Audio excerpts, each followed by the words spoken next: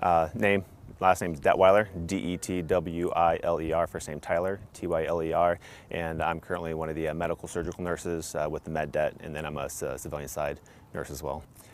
Actually went in medical because of my second deployment as infantry. I had done some EMT classes and used my medical knowledge a lot more than I ever thought I would on my second deployment. And it was actually at that time that I decided, like, this medical stuff I actually really enjoy. I enjoy being able to help people in their time of need, sometimes when they can't help themselves. And so after my second deployment, I actually came back and applied for nursing school and went that route. And I spent almost 8 years still on the enlisted side, but still doing nursing. And then finally decided to make the jump from the enlisted side to the officer side and go from combat arms to the support in the medical role. I don't think there's really anyone around that's experienced something quite like this on such a large scale. Certainly in short, smaller areas. You could think back to disasters of Katrina, even towns that experience like tornadoes and stuff like that.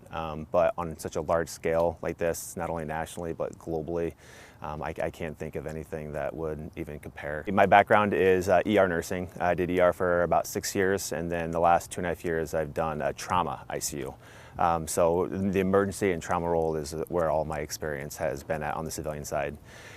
My role in this really is going to be a second set of eyes, having the background not only with medical, but then also the background with tactical. It kind of makes a unique experience, being able to look at the whole picture, facilities, structures, utilities, and even looking at the people piece as well. I mean, this isn't one piece that we're looking at here. There's lots of different pieces, and sometimes getting those multiple viewpoints can bring different pieces to the table that we can get a broader view of what we're trying to capture. You've been hearing it a lot in the news media about healthcare professionals on the front line, and certainly, I mean, everybody is, not just doctors and nurses, but you have respiratory therapists, you have imaging technicians.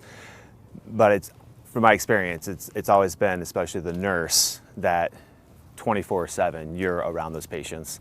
The docs that I've always worked with have always relied heavily on nurses in saying that really you are our eyes and ears, because while a nurse maybe is taking care of one critical ICU patient or 5 or 6 medical surgical patients, that doc is taking care of dozens and dozens of patients, and they don't have that ability and even sometimes the time that us nurses do. So we are able to be really the advocate for those patients, and in this type of situation, we're the ones that are constantly around. Sometimes we could see things that maybe others aren't. So when you're talking about viruses and pandemics, right now there's a big piece of reusing PPE, and unfortunately we've gotten to that point because of supply and demand.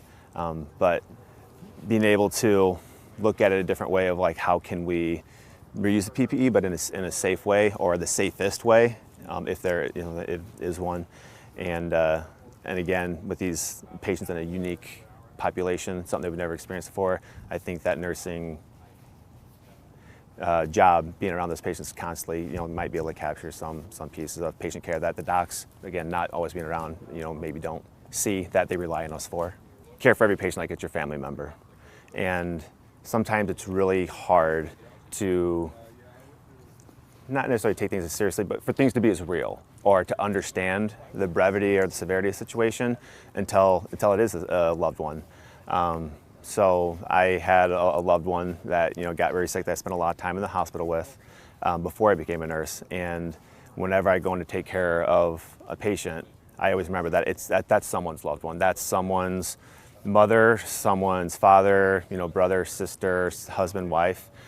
So when you hear these guidelines and you're like, well, we're not seeing that, it doesn't apply to me, look at that person to your left or right. I think of that person that you do love, and just ask yourself, like, well, what if it was them? And if it was them, if you would do things differently, then I think you need to take a second look at maybe what you're doing. In this capacity, it really is like an honor. I've done 2 state deployments before when I was in the Illinois Guard for some winter storm warnings, and it's always hard to sometimes stop and realize when you're in a historic moment. And I think my leaders have done a good job of making us realize that this really is historic stuff that you're going to look back on someday, maybe months or years from now, and realize really what happened. And so try to, take it in, slow down a little bit and realize that you are doing great things, and it's an honor to be a part of it.